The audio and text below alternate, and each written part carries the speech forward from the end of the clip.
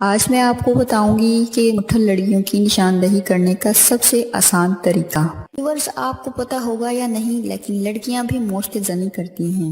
جیسا کہ لڑکوں کے دوستوں میں مشہور ہوتا ہے کہ یہ مٹھل ہیں، اسی طرح لڑکیوں کے گروپ میں بھی مٹھل لڑکیاں مشہور ہوتی ہیں جو کہ ڈٹ کر مٹھ مارتی ہیں۔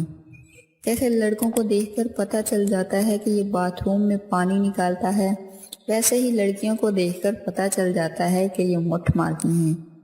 ایک سوال جو ابھرتا ہے کہ لڑکیاں کیسے مٹھ مارتی ہیں، تو ویورز آپ کو بتاتی چلوں کہ لڑکیاں اکیلے کمرے میں کپڑے اتار لیتی ہیں اور اپنے پستان پکڑ کر دباتی ہیں، جس سے ان کو بڑا مزہ آتا ہے۔ پھر فنگرنگ کرتی ہیں، جس سے لڑکیوں کی سیٹ ٹوٹ جاتی ہے کیونکہ وہ فنگرنگ کرتی ہیں۔ مٹھل لڑکیوں کی پہچان یہ ہوتی ہے کہ ان کے چہرے پر کافی دانے ہوتے ہیں، ان کی آنکھوں پر گڑے پڑے ہوتے ہیں اور ان کی صحت بھی بہت کمزور ہوتی ہے۔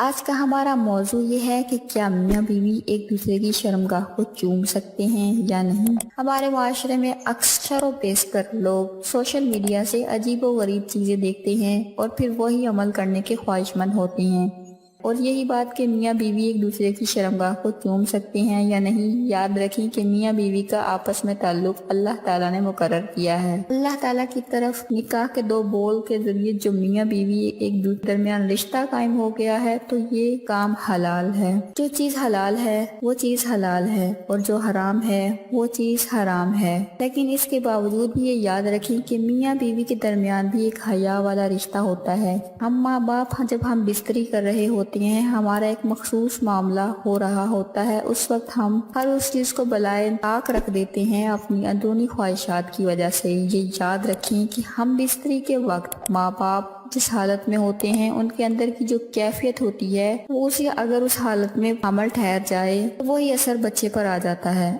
یاد رکھیں کہ اللہ پاک حیا والے ہیں اور حیا والوں کو پسند کرتے ہیں، اور انسان جب پرنا ہوتا ہے تو شیطان اس کے قریب آ جاتا ہے اور فرشتے اس سے بہت دور چلے جاتے ہیں۔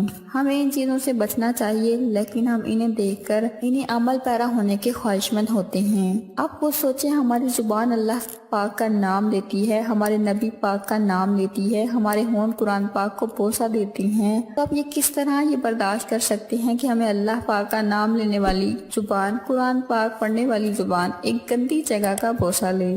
جب آپ اس طرح کے معاملات کرتے ہیں تو اللہ پاک آپ کے دلوں میں سیاہی پیدا کرتا ہے۔ جب دلوں میں سختی آ جاتی ہے تو ہر چیز سے دوری پیدا ہونا شروع ہو جاتی ہے۔ میاں بیوی کا ایک دوسرے کی شرمگاہ کو چومنا ناجائز اور حرام ہے۔